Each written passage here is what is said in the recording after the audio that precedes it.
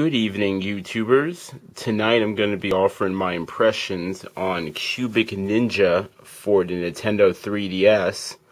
In this game, you play as square-shaped ninjas that you have to guide through mazes filled with obstacles by tilting the maze.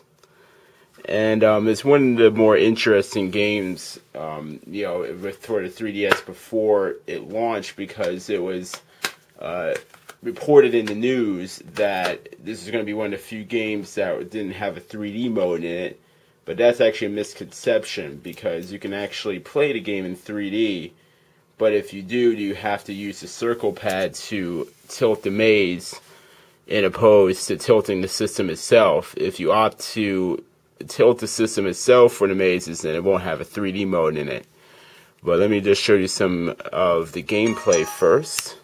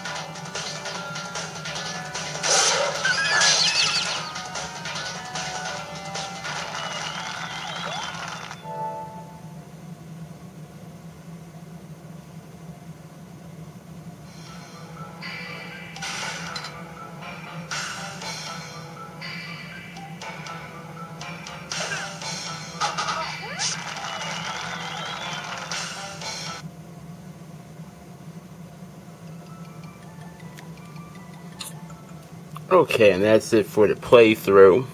I just beat this game last week, and overall I didn't really like it too much. I mean, for a physics-based puzzle game like this one, you know, the controls will make or break the game. And when you're using the circle pad, the controls are pretty slow and unresponsive, and as you can see in that little boss battle that I did, you know, it's very, very difficult to make small, precise movements in the game. Then, you know, you'll die multiple times just trying to do something simple, and that just makes it unappealing to me right there. But it does have a good amount of content. It does have 100 stages that are separated into 5 different worlds with 20 stages apiece, and the last stage of each being boss stages. Now, the stages are actually very easy, so probably won't take you long to beat this game. I mean, personally, it only took me about 2 to 3 hours, you know, to beat it. But once you do beat the game, you do unlock more stages that you can play afterwards that are more difficult. And you can also make your own stages in this customs levels mode. One thing that's lacking about the stage creation, though, is that you can only transfer the stages via via like QR codes that you can take pictures of, and there's no street pass functionality in the game, which I feel is a missed opportunity, because that's about the only thing that would make me want to play it more, to make stages, and if it had street pass, so I can pass my stages to other people that I run across in the street. And overall, you know, I wouldn't recommend it to anyone else. I mean, I had some cheap fun out of it, but beyond that, it's definitely not the 3DS game that will cause anyone to jump up in excitement. But that is the end of that, and I hope you like my impressions. Have a good one.